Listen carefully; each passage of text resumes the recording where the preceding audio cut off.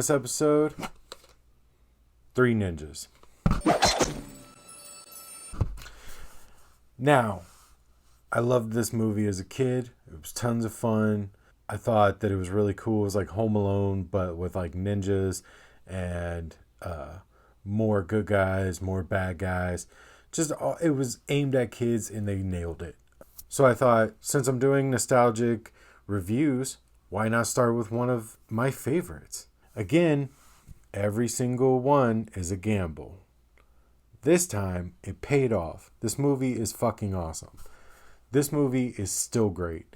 The fighting, like as a kid, I loved it for the fighting and everything. So I took note to that when I watched it again. And the choreography is not the greatest, but they tried. They put effort into it. It's a 90s. It feels 90s, and it's still good.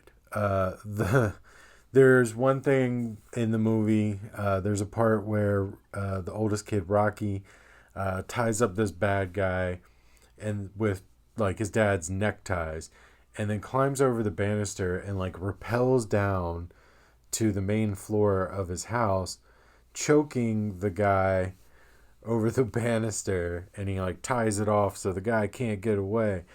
But the guy's laying on his stomach, the neckties are here, and they go up and over the banister, and the guy's laying on the ground going,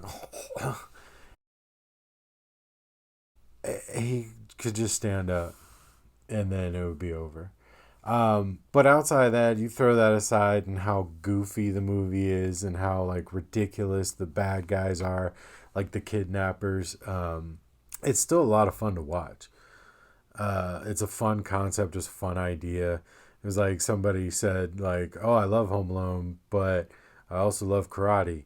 So here's this.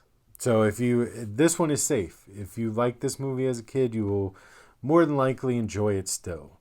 I just noticed this as crosses Teenage Mutant Ninja Turtles and Home Alone. They were very honest about their marketing.